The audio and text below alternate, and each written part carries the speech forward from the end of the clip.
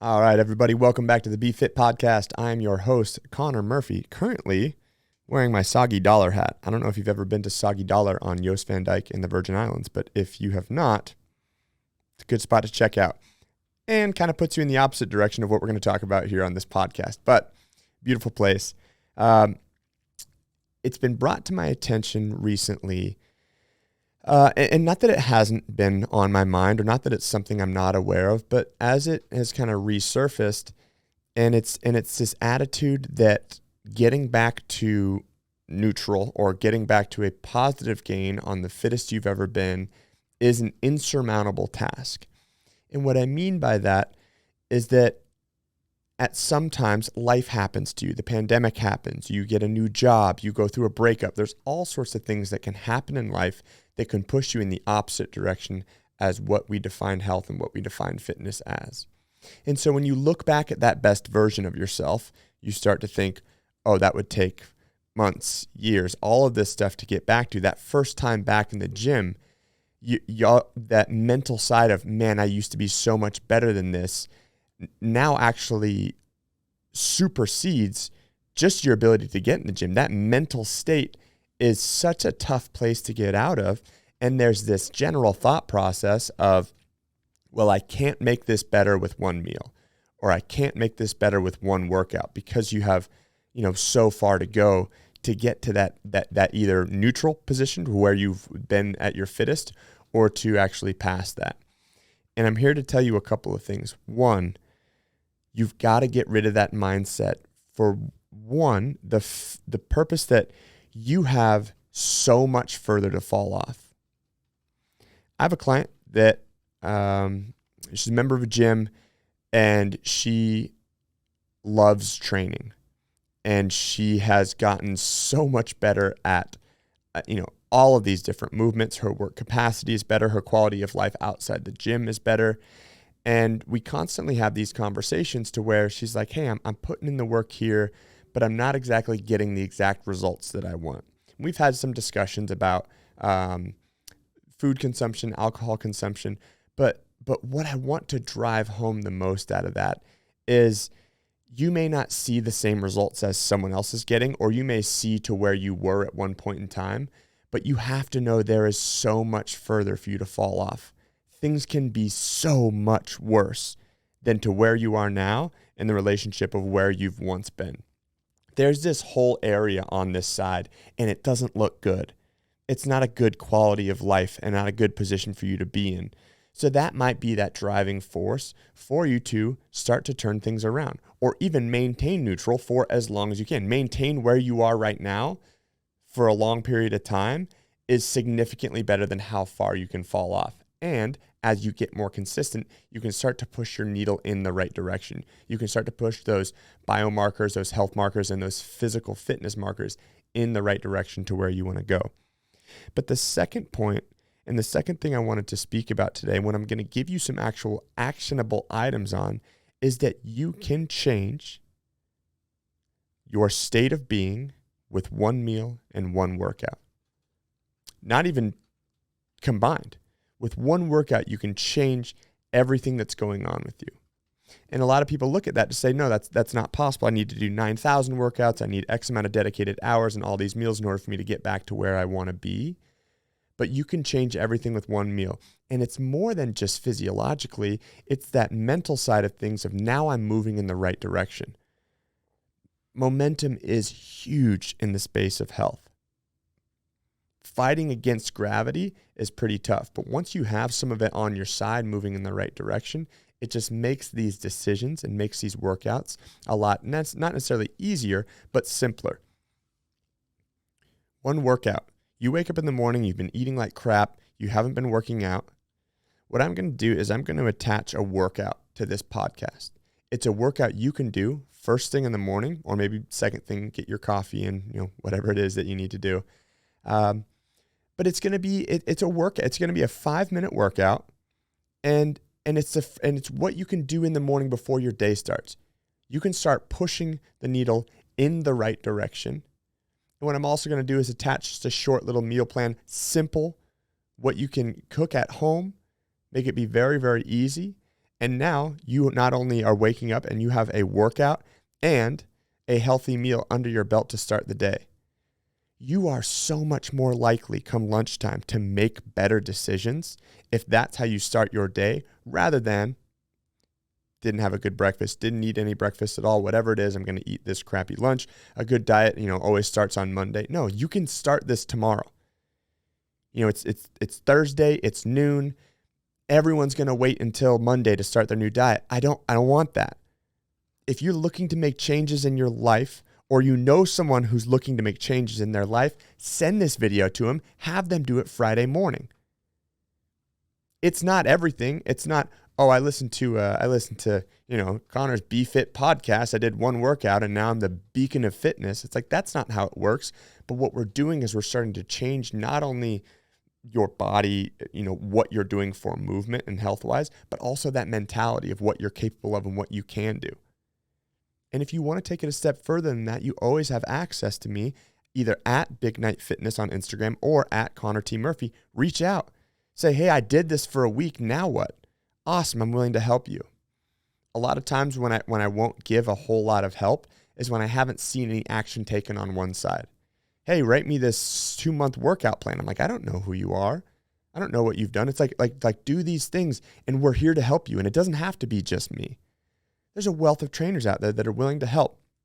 So what we're going to do, we'll just talk about it on this episode. We're going to attach other things, but we may as well put it together.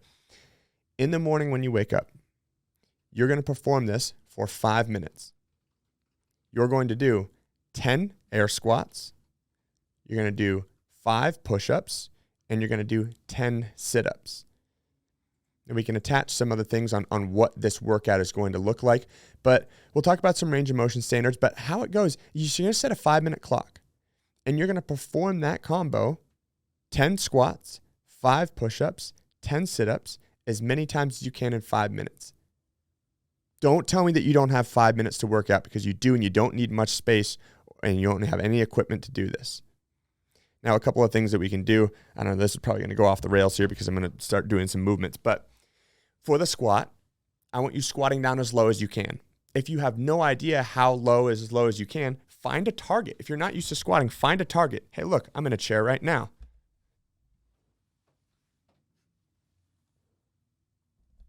Squat and stand. All right. Even if you're not used to squatting, use a chair, use a couch, use anything, because it gives you a target, and it also starts to add some of these layers of points of performance in there as far as weight in the heels, hips back and down, and maintaining a neutral spine. It's a lot easier to sit with your chest up as you sit down and stand up when you have an object you're sitting to. So that's what's going to happen with the squats.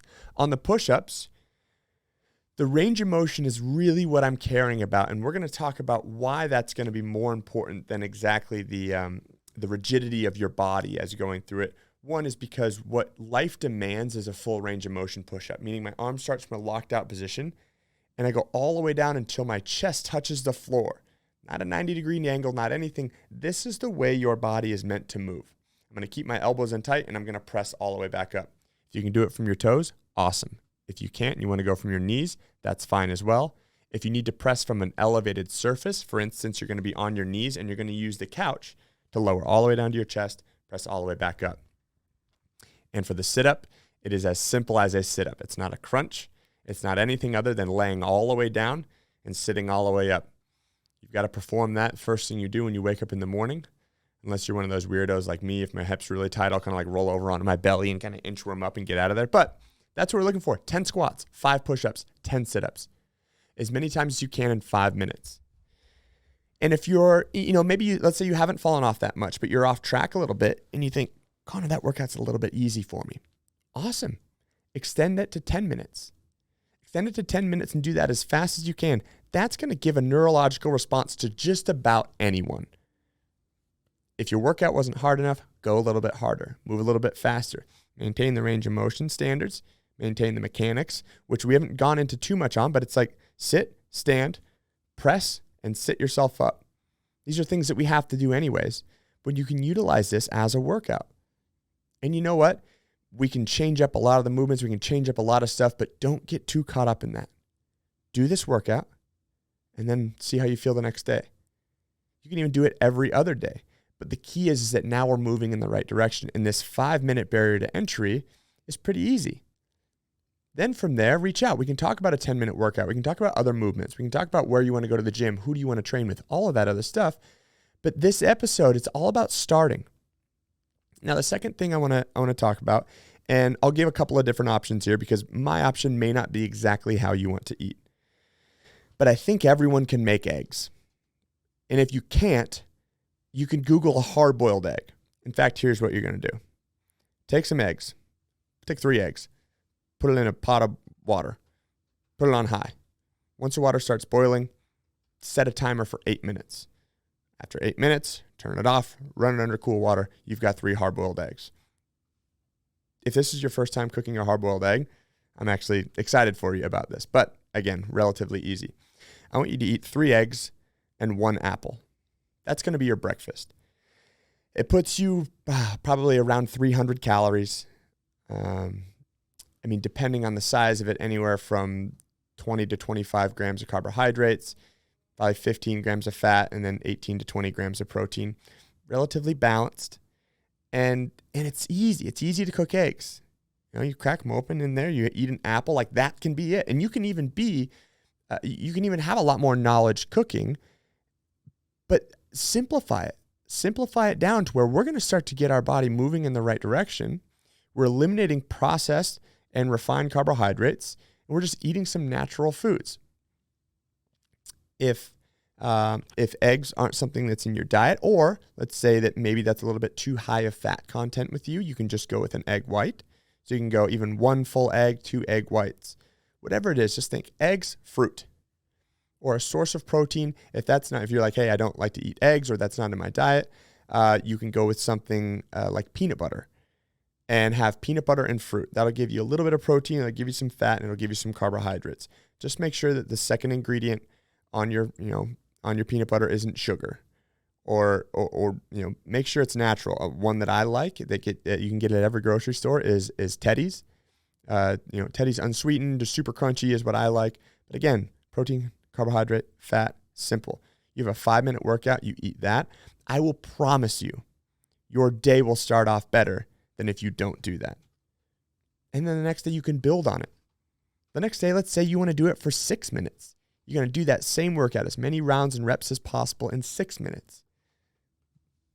And then you're like, hey, I ate an apple yesterday, so I'm going to have 3 eggs, and today I'm going to have a pear, or I'm going to have an orange, or I'm going to have grapes, or I'm going to have almonds, or I'm going to have, think of just these natural sources where you can get very easily at the grocery store. You walk in, you go straight to the produce, look at whatever has been, whatever's in season, grab some of it. I don't care what it is. Don't get caught up in, well, there's high sugars in fruit. It's like, that's not what we're after right now. We're after natural whole sources of food, and that can get you moving in the right direction. Just that one workout and that one meal can have your needle and your markers moving in the right direction. It's extremely powerful, and now you have that, I'm 1 day in. Now on Saturday, you wake up, you do the same thing, now you're 2 days in.